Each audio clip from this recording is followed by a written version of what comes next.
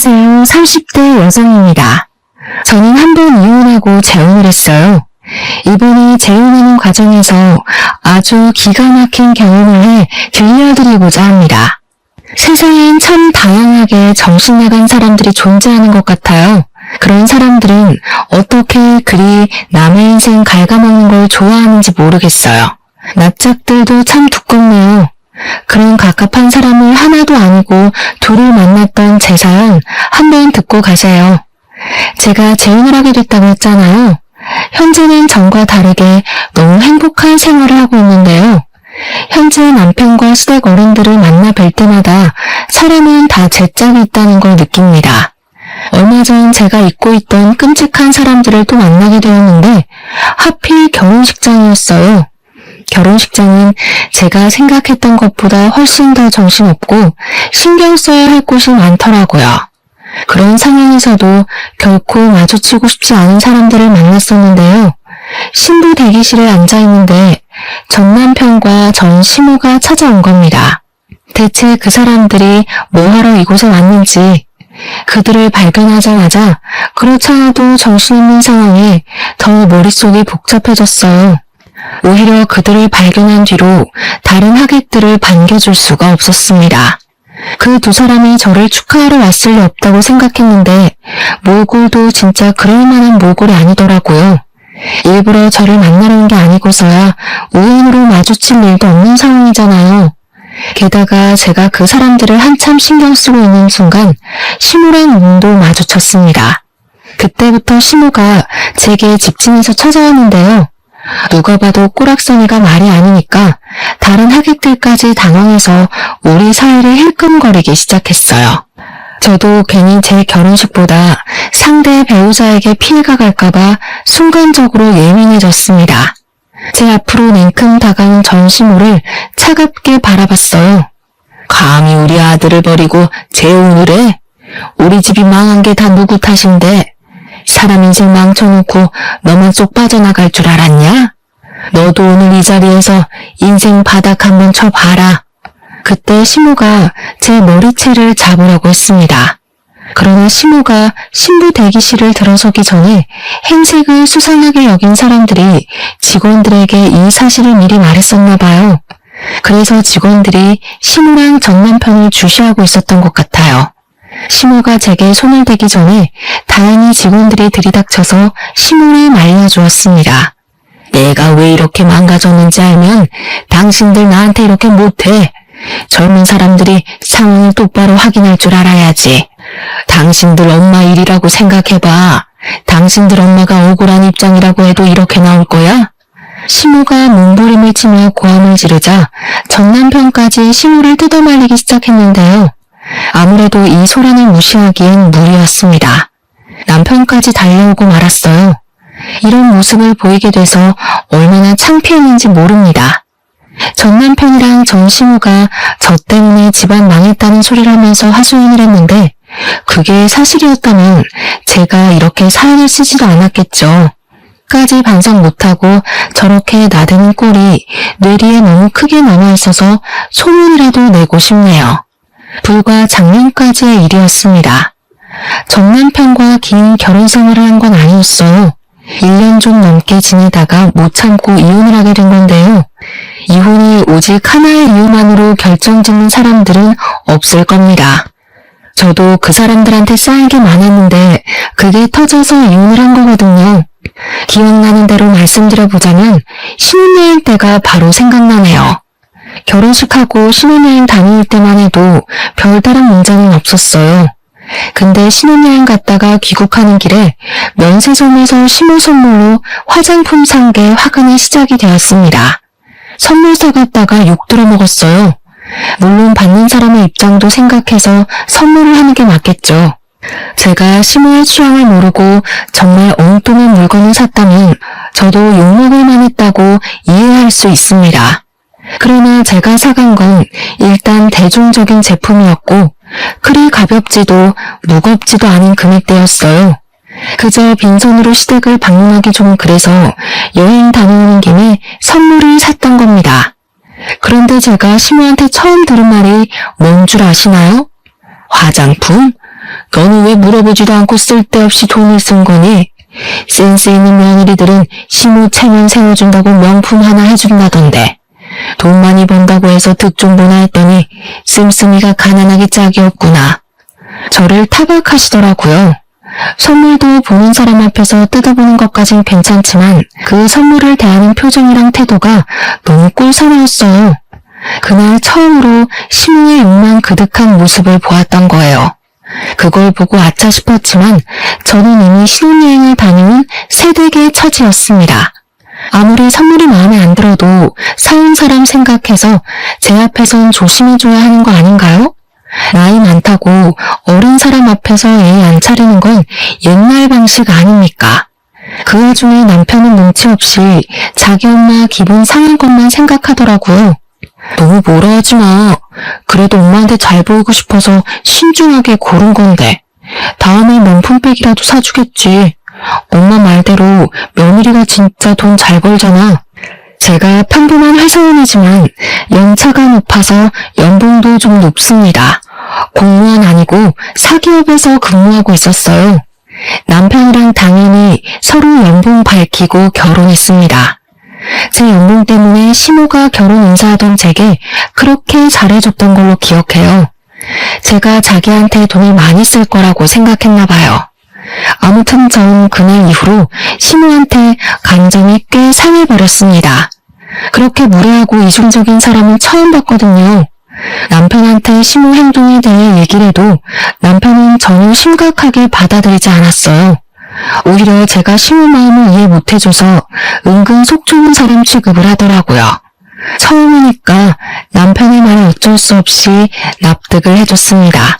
하지만 그 납득도 얼마 못 가 빠르게 걷어졌는데요. 도무지 제가 이해할 수 없는 일이 일어난 겁니다. 시댁에는 시모가 한 명 있는데요. 시모가 신혼여행 다녀와서 식구들 선물로 초콜릿을 사왔거든요. 근데 자기 딸내미라 그런지 초콜릿 하나에도 엄청 감동을 하면서 기특하게 여겨주더라고요. 그렇다고 제가 무슨 말을 한 건 아니었습니다. 그저 초콜릿을 받아서 바로 가방에 넣었을 뿐이었어요. 그런데 그걸 서운하다고 하면서 시모가 은근 저를 흘겨보더라고요. 너 지금 우리 애가 초콜릿 사왔다고 무시하는 거냐?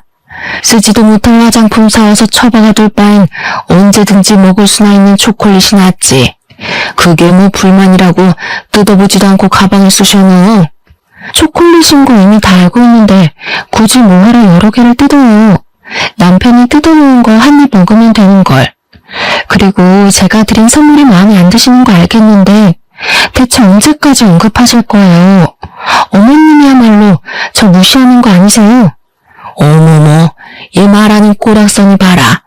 뭐라고? 시간 지나면 눈치 좀 생길 줄 알았더니 완전 막 나가네. 며느리는 시댁 사람 비위 잘 맞춰야 되는 거 모르니? 네, 맞아요. 제가 눈치가 없어요.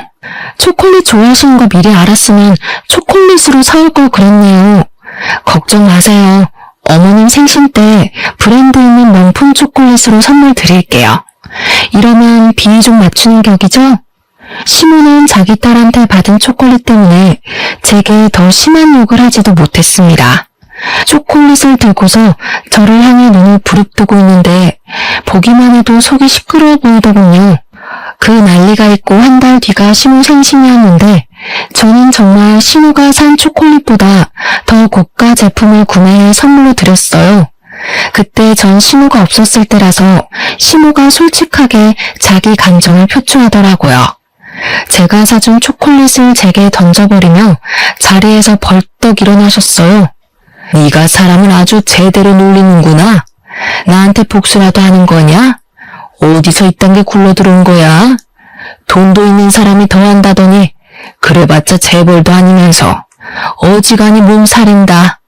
어머님께서 초콜릿에 미쳐있는 줄 알았는데 그건 또 아니라니까 당황스럽네요.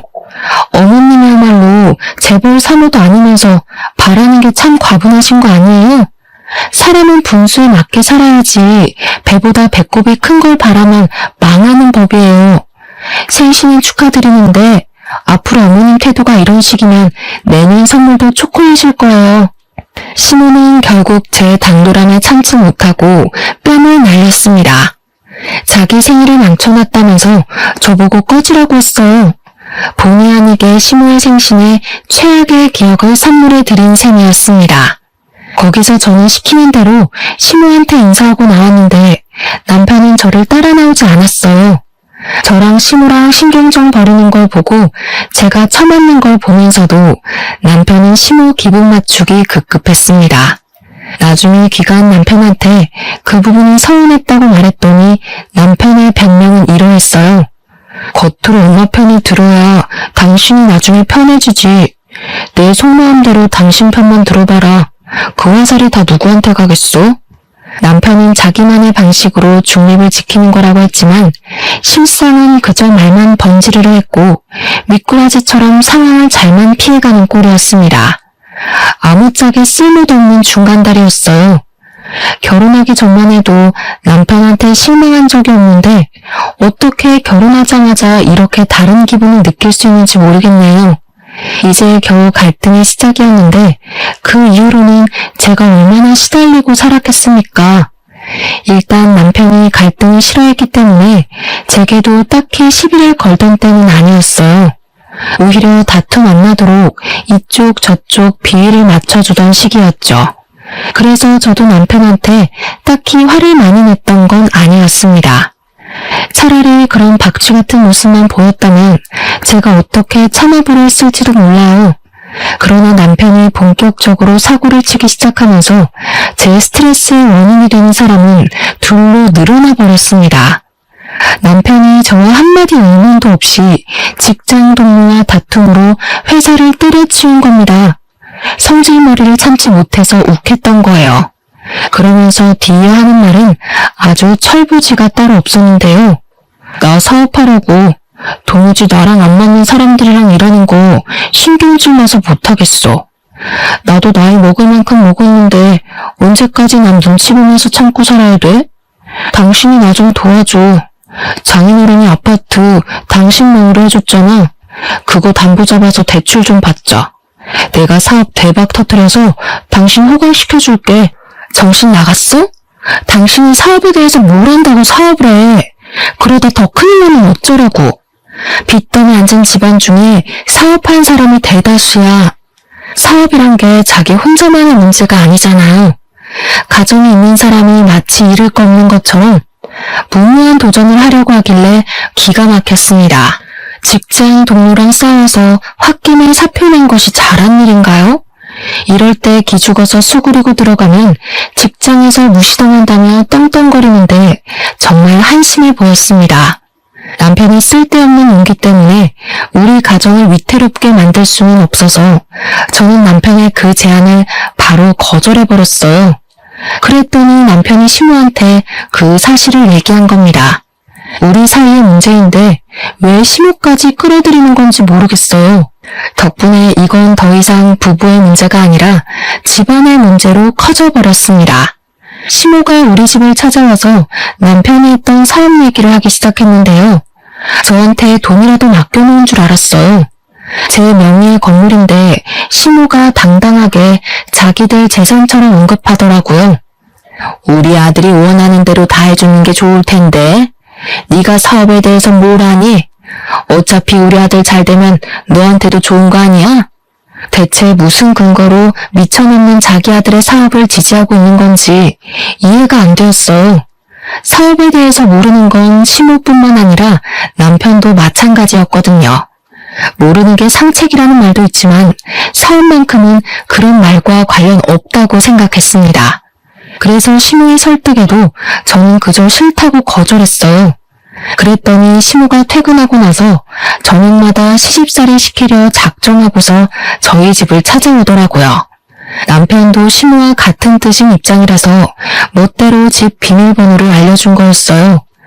그때부터 저는 남편과 제대로 등을 지기 시작했습니다. 제가 일방적으로 남편을 무시하려고 했어요. 저를 그렇게 압박해오면 제가 항복할 줄 아는 것 같더라고요. 그런다고 한들 사업이 누구 집 개 이름도 아니고 능력 없는 사람들 입에 오르내릴 만큼 가벼운 일이 절대 아니라고 생각했으니까요. 하지만 심오할 간섭과 고나리질이 스트레스인 건 어쩔 수 없었습니다. 저도 일을 하는 사람이니까 직장에서 받는 스트레스가 있을 거 아니에요. 퇴근하고 오면 좀 쉬고 싶은데 심호가 저를 기다리고 있으니 스트레스가 배로 끓어오르더라고요. 너무 쉬고 싶어도 심호의 주둥아리가 제 뒤를 쫓아왔습니다. 먼지가 너무 많다느니 설거지거리가 잔뜩 쌓였다느니 반찬은 왜 이렇게 부실하냐느니 말이죠. 제가 집안 청소를 안 하는 것도 아니거든요. 근데 심호는 꼭 제 손 닿을 수 없는 곳을 살피면서 이따위로 하는 것도 청소냐고 엄청 지적했습니다. 게다가 설거지는 제가 먹은 그릇들이 아니에요. 심호가 우리 집을 들락거리면서 일부러 만들어 놓은 설거지들이었죠. 저도 어디 해보자는 뜻으로 심호에게 맞서서 나름 무심하게 대응은 했는데요. 이게 안 풀리고 쌓이다 보니까 너무 가슴이 갑갑하더라고요. 집안 꼬락선이 잘 돌아간다. 너는 어떻게 칭찬할 만한 구석이 없니? 너 때문에 우리 집안까지 재수가 없으려고 해. 안 되겠다. 너 그냥 직장 때려치워라.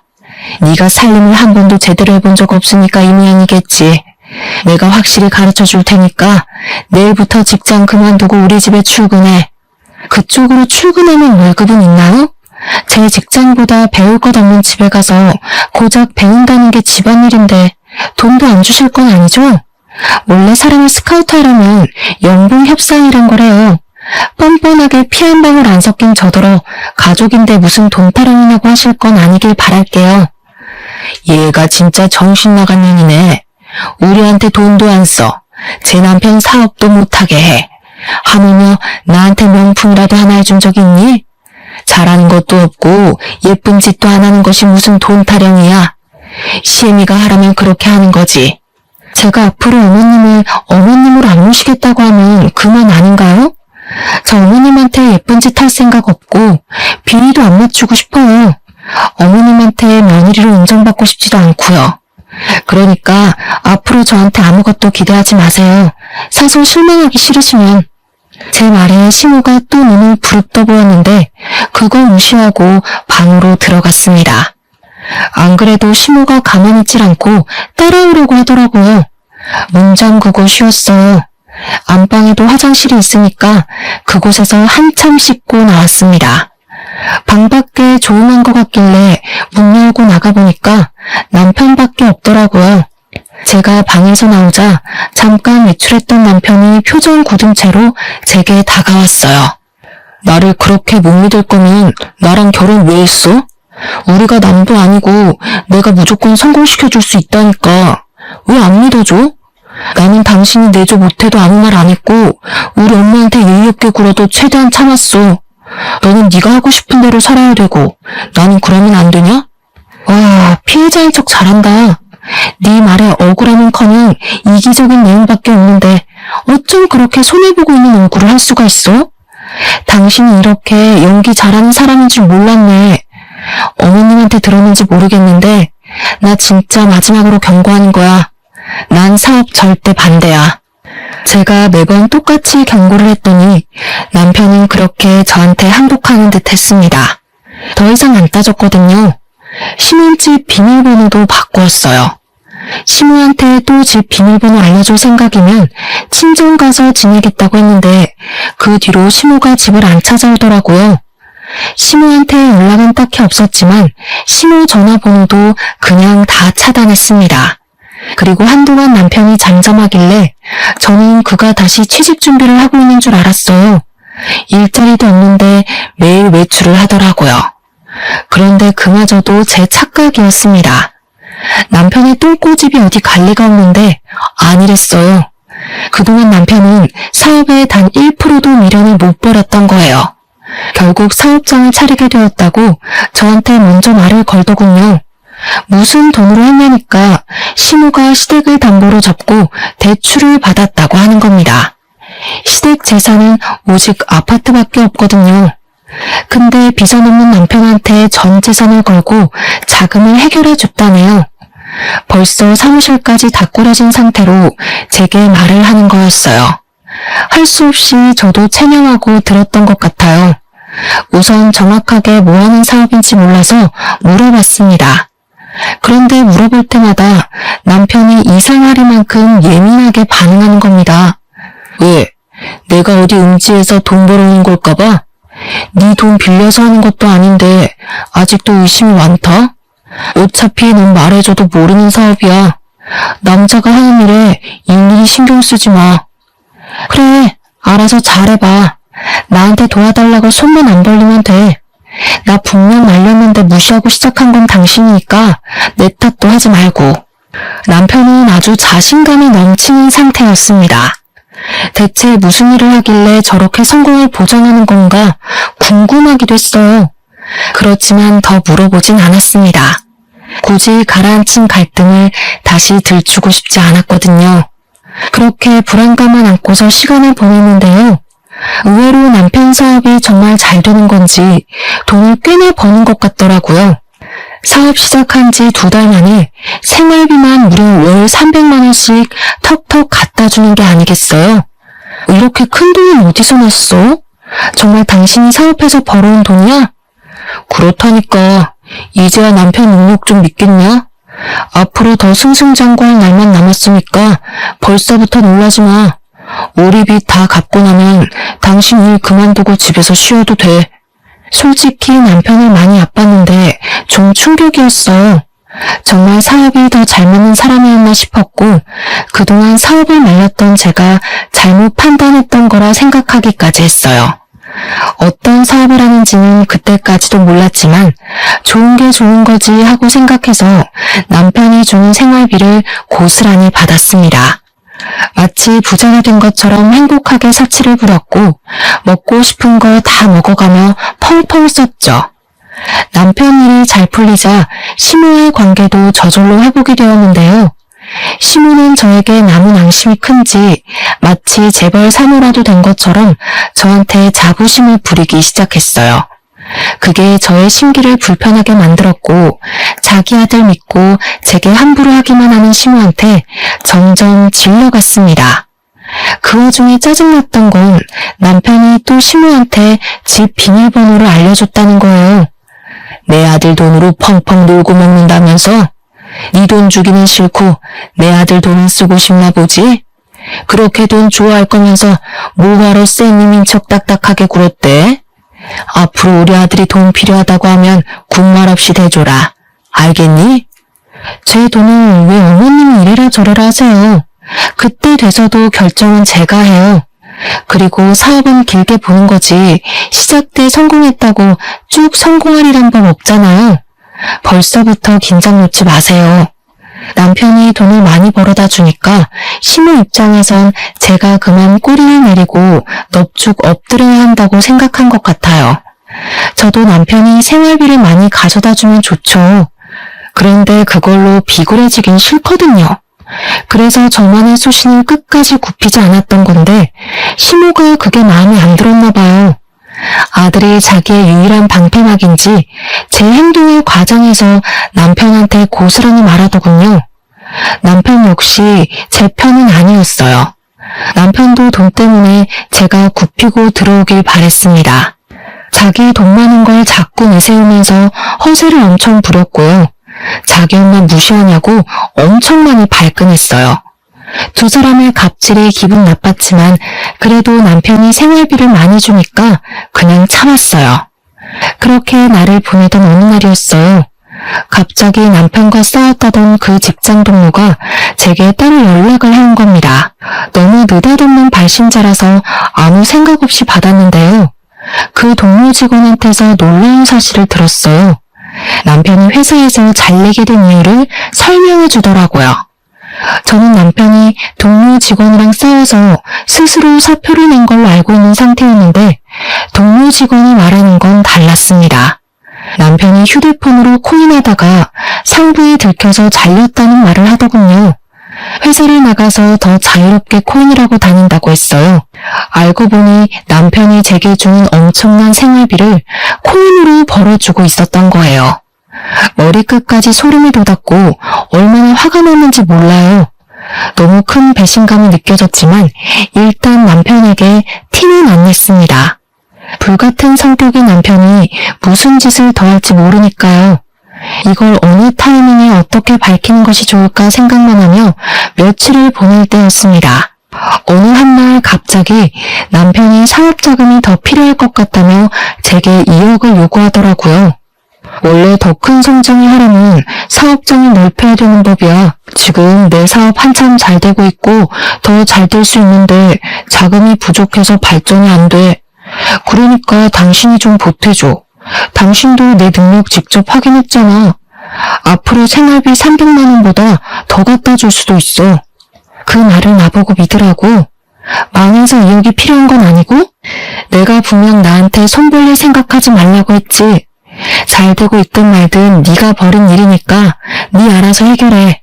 아무래도 남편이 코인 때문에 돈을 잃은 것 같았습니다. 동료 직원한테 그 말을 안 들었다면 빌려달라는 남편의 말에 옹했을 수도 있어요. 실제 남편의 사업이 잘 되고 있는 줄 착각했을 테니까요. 하지만 제가 남편의 숨겨진 비밀을 알고 있잖아요. 제 돈까지 다 날려버릴 게 안 봐도 뻔한데 어떻게 주겠습니까? 이 사람들은 왜 돌아가면서 제 돈을 그렇게 탐내는 건지 모르겠는데 제가 남편의 자금 사정을 또 모른 척하자 또 신호가 저를 찾아왔습니다. 이번엔 집에 들어서자마자 들고 있는 가방으로 제 머리통을 후려치시더라고요. 내가 너처럼 말 안 통하는 인간은 처음 본다. 우리 아들이 그동안 벌어다 준 돈이 얼만데 생각 없이 받아 처먹을 때는 좋아 죽더니 도와달라고 하니까 또 내 아들을 무시해? 도와주기 싫으면 내 아들이 준 돈 다 토해내. 누가 들으면 그 많은 생활비 저 혼자 쓴 줄 알겠어요. 맞벌이 하는 입장에서 그 돈으로 남편 맛있는 거 해먹이는데 거의 다 썼거든요.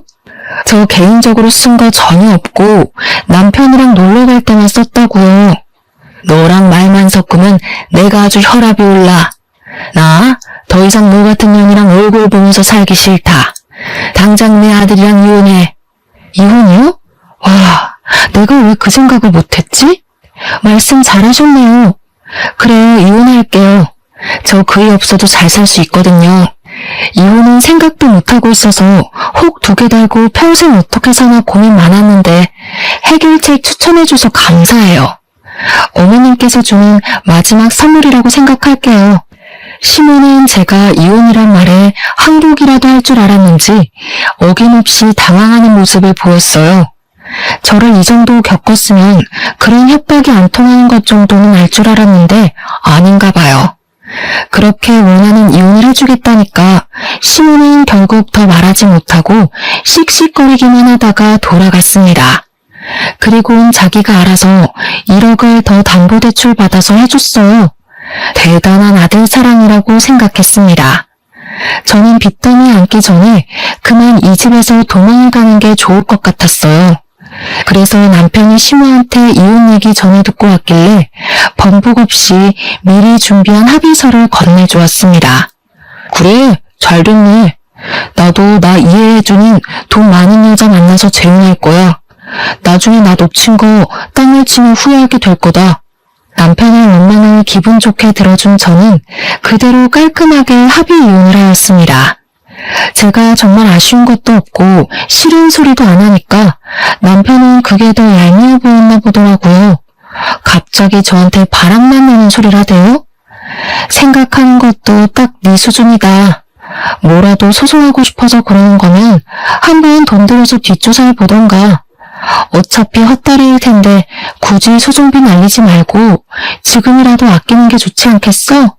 제 말은 전 남편도 인정하는 부분이었습니다.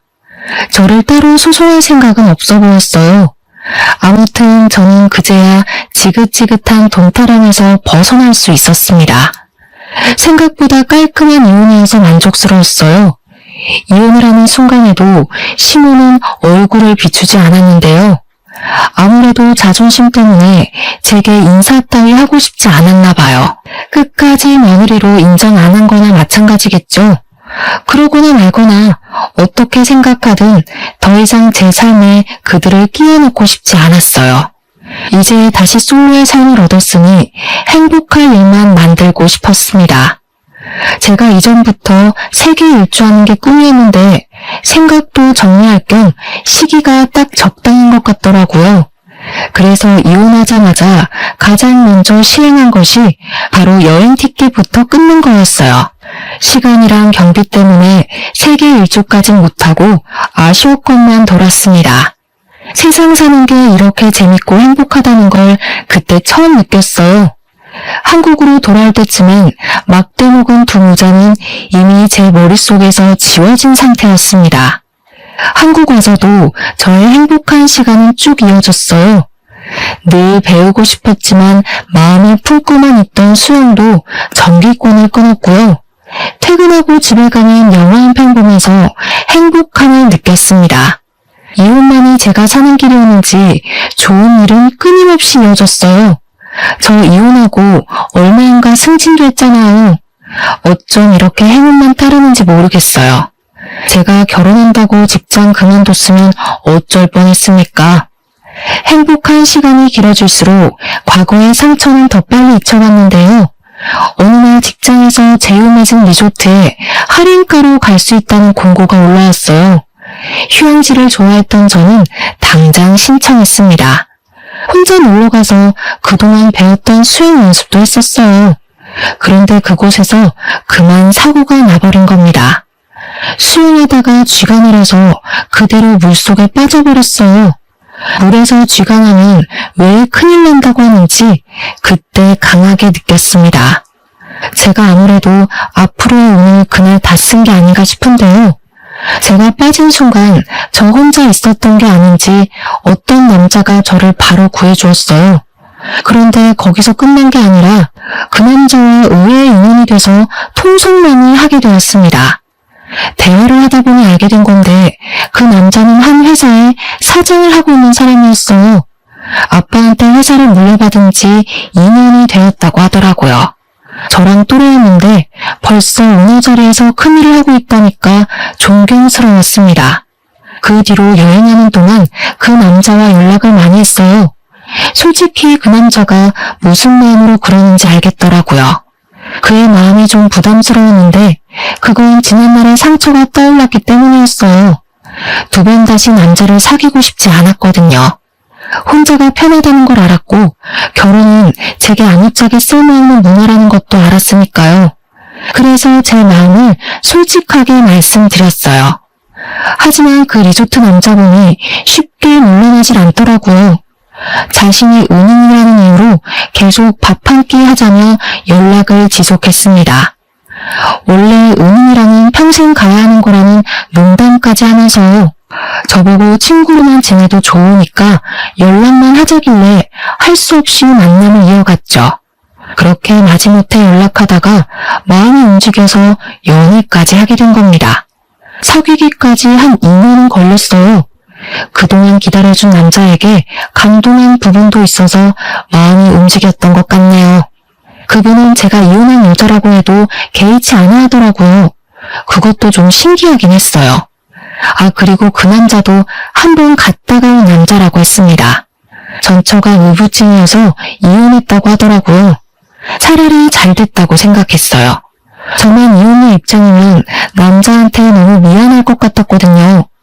서로 이혼의 상처를 보듬어줄 수 있으니까 제 마음이 더 열렸던 것 같습니다. 그렇게 연애 2년 만에 갑자기 이 남자와는 진짜 잘 살 수 있겠다는 마음이 들었어요. 정말 위험하게도 결혼의 감정이 들었다는 거죠.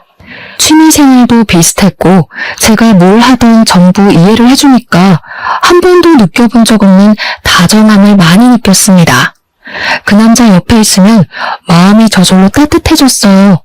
그리고 무엇보다 시부모님이 사업체를 이끄는 사람이다 보니까 재산도 꽤나 있으셨고 가정이나 노후도 탄탄하게 대비가 되어 있는 분들이라 다른 걱정이 없었습니다. 그걸 남자가 더 많이 어필해줬어요. 저한테 아무것도 하지 말고 몸만 오라고 하더라고요. 손에 물 한 방울 안 묻히게 한다는 약속은 못하겠지만 두 번이나 같은 상처 받게 하는 일은 절대 없을 거라고 약속까지 해주었습니다. 시집와서 알콩달콩 살아보자는 남자의 말에 저는 끝내 재혼을 결심했어요. 생명의 은인이 제 남편이 된 거죠. 그리고 결혼을 준비하는 과정에 축복이 찾아왔는데요. 제가 임신까지 하게 된 겁니다. 그렇잖아도 재혼으로 축하받고 있었는데 완전 겹경사였어요. 무엇보다 시부모님이 가장 크게 축하해 주셨습니다. 저보고 고생했다면서 외제차를 한 대 뽑아주는 거 아니겠어요? 너무 과분한 선물이라 괜찮다고 말렸지만 시모가 제 두 손을 꼭 잡으면서 자기 아들이 이렇게까지 많이 있는 건 처음 봤다고 저보고 은인이나 다름없다고 하더라고요. 남편이 이혼하고서 몸도 마음도 많이 상했었나 봅니다. 시모가 남편 걱정으로 두 발 뻗고 잔 적이 없다고 했어요. 저를 만나고부터 남편한테서 다시 화색이 돋았는데 시모한테는 그게 그렇게 세상을 다 가진 것 마냥 고마웠다고 하네요. 그러면서 시모가 앞으로 힘든 일 있으면 절대 참지 말고 자기한테 말해달라고도 했어요. 이혼녀란 저의 꼬리표가 보기 싫을 수도 있을 텐데 시모는 그런 소리 한 번도 하지 않았고 그저 저만 보면 예쁘다는 소리만 남발하셨습니다. 결혼이 두 번째인데도 그런 관심은 처음 받아서 당황스럽다가도 행복했어요. 그렇게 결혼식 당일이 되었어요. 시부모님의 힘으로 결혼식이 아주 성대하게 열렸습니다. 그리고 그곳에서 초대하지 않은 손님들이 찾아오고 말았어요. 너무 기쁜 날에 제 기분을 다 망치는 두 사람이 나타나고 만 겁니다. 바로 전 남편과 전 시모였어요. 이혼하고 처음 보는 자리였는데 그게 하필 제 결혼식이었네요. 상상만 해도 최악이지 않습니까? 아무튼 멀찍이 있는 그들을 먼저 발견한 저는 처음부터 아닌 체를 하지 않았어요. 일단 전 남편이랑 전 시모의 몰골이 누추한 게 옷도 꽤 제재했어요. 어디 며칠간 노숙한 것 같은 꼬락선이라서 좀 놀랐습니다. 딱 보니까 전 시모가 뒤늦게 전 남편한테 투자한 전 재산마저도 날린 것 같은 모습이었어요. 그렇게 그들을 몰래 쳐다보다가 전 시모가 저랑 눈이 딱 마주쳤을 때 신부 대기실로 쳐들어온 겁니다. 앞서 말씀드렸던 것처럼 시모는 저 때문에 인생 망했다고 제 손에 들린 부케를 내던지며 말을 했죠. 결국 전 남편과 재혼할 남편까지 신부 대기실로 다 모이는 상황이 발생했어요. 남편에게 이 꼴을 안 보이고 싶었는데 얼마나 수치스러웠는지 모릅니다. 남편은 제게 왜 그러냐고 이 사람들이랑 무슨 사이냐고 묻길래 저는 솔직히 말해줬습니다. 내 전 남편과 전 시모라고 말이죠.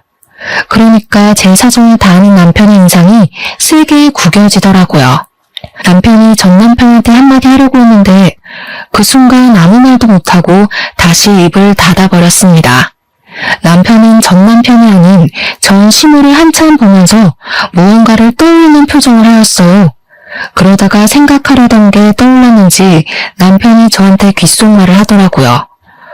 우리 회사 화장실 청소하시던 아주머니 같은데 내가 이력서 보고 뽑았던 기억이 있어. 남편 얘기를 듣자마자 말도 안 되는 소리라고 생각했어요. 남편이 다른 사람이랑 착각한 게 아닌가 싶었습니다. 왜냐하면 전 시모는 허리가 안 좋다며 집에서 쉬기만 하는 사람이었거든요. 절대 나가서 굳은 일을 할 위인이 못 됩니다. 전 남편이 일자리 잘려서 생활비랑 용돈이 없을 때도 절대 바깥일을 안 했던 사람이었어요. 그런데 청소라니 당연히 남편이 착각했다고 생각했죠. 하지만 전 시모 반응은 좀 눈길이 갔습니다. 눈에 띄게 남편을 모른 체하려고 하더라고요. 그때 남편이 제게 귓속말로 쐐기 박는 소리를 했는데요. 아니야, 맞네. 아들이 코인으로 쫄딱 망해서 노숙하고 있다고 제발 도와달라 그랬었어. 담보대출을 많이 해서 집을 잃었다고. 얼마나 사정했는데 그때 저 아줌마 보면서 참 불쌍한 인생이라 생각했었다고. 남편의 말이 맞았어요. 역시 그 두 사람은 코인 때문에 재산을 날려서 알거지가 된 거였습니다. 도무지 방도가 없던 전 시모가 결국 자기 고집을 꺾고 일자리를 구했나 봐요. 나이 70살 먹었어도 돈이란 건 죽을 때까지 없어서는 안 되잖아요. 허리도 안 좋은 전 시모는 어쩔 수 없이 아들 대신 생활비를 벌고 있는 사정이었던 거예요. 그게 하필 남편의 회사라는 것이 정말 기상천외한 일이었습니다. 저랑 남편이 계속 속닥거리자 전시모가 뿔이 났는지 제게 또 한 번 소리쳤는데요. 남편이 제 앞을 든든하게 막아주고 있어서 무섭진 않았습니다. 우리 아들은 피눈물 흘리는데 넌 아주 낯빛이 좋다. 어디서 남자 하나 후려서 인생 펴볼 작정인가 보지? 내가 내 아들 인생 망치면 행복하도록 가만둘 것 같니? 넌 잘못 걸렸어. 내가 뭔 짓을 해서든 네 인생도 우리 아들처럼 만들어줄 거야. 왜 남 탓이세요? 그쪽 아들 그렇게 된 건 그쪽 탓이잖아요. 그쪽이 돈에 미쳐가지고 되지도 않은 사업하겠다는 아들한테 투자만 안 했어도 노숙 신세는 안 됐을 거 아닌가요? 그래, 말 잘했다. 너 우리 아들 코인인가 뭔가 하는 거 알았던 거지? 그래서 우리한테 복수하려고 몰래 쏙 빠져나갔냐? 미리 알았으면 뜯어말릴 생각을 해야지 어떻게 홀라당 집까지 팔아먹게 만들 수가 있어? 부부였으면 그 정도 책임은 같이 져야 되는 거 아니니? 잘 되면 내 탓, 안 되면 남 탓하는 건 여전하시네요. 그래서 제가 하지 말라고 말렸던 거 기억 안 나세요? 그때도 사람 하나 잡아먹을 것처럼 돈 달라고 소리 지르더니 된통 당해보니까 대체 왜 그랬을까 싶어요? 저 복수한 거 맞아요. 하도 모자가 말귀를 못 알아듣고 허황된 꿈에 미쳐있길래 제발 정신 차리라고 현실 좀 경험하게 해줬을 뿐이에요. 대신 앞으로 사업 안 할 거잖아요. 좋은 경험 배운다고 생각하세요. 그때 전시모가 바닥에 떨어져 있는 부케를 냉큼 줍더니 저한테 던졌습니다.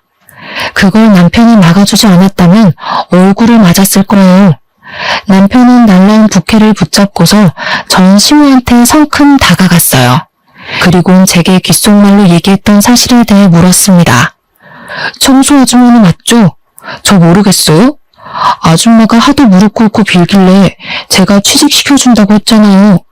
평생 은인으로 모시겠다고 하더니 은인 얼굴도 못 외우고 은인 결혼식 망치러 온 거예요? 뭐? 이 사람은 무슨 소리를 하는 거야? 저런 년 인성 하나 못 알아보는 사람을 은인으로 둔 적 없거든요. 그럼 확인시켜드릴게요. 오늘부로 해고니까 이제 출근 안 하셔도 돼요. 근로법에 신고해도 소용없어요.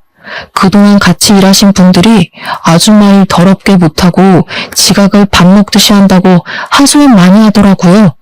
근로자가 문제는 노동협회에서도 사장들 손들어주는 거 알죠? 그제야 전시모 얼굴이 새빨개지더니 안절부절 못했습니다. 남편한테 싹싹 빌고 싶은데 제가 있어서 체면을 차리는 것 같았어요. 결국 한마디도 못하고 전 남편을 데리고 도망가 버리는 거 아니겠습니까? 자기도 쪽팔린 줄은 아닌가 봐요. 그 초라한 뒷모습을 보는데 제가 미처 해결하지 못했던 채증이 이번에 싹 내려가 버렸네요. 그날의 그 모습을 마지막으로 더 이상 둘을 만난 기억은 없습니다. 남편 말로는 전시모가 알아서 회사를 그만뒀다고 하더라고요. 역시나 제게는 자존심을 굽히고 싶지 않나 봅니다. 생계가 어려운 와중에 체면이나 생각하다니 아직도 정신 못 차린 게 분명하네요. 아무튼 저는 남편의 제안으로 휴직을 일찍 내고 집에서 쉬고 있는 중이에요. 남편이 계속 몸이 힘들면 일 그만둬도 된다고 하고 싶은 일 하면서 지낼 수 있게 작은 가게도 차려준다는데 남편한테 그런 부담은 주기 싫어서 여전히 거절 중입니다. 어쨌든 제 인생의 원인을 도려내니까 이렇게 행복할 수가 없어요. 역시 사람은 저마다 짝이 있는 것 같습니다. 다들 함께하는 사람이 꼭 영혼의 짝이길 바라요. 그럼 이만 끝내겠습니다. 감사합니다.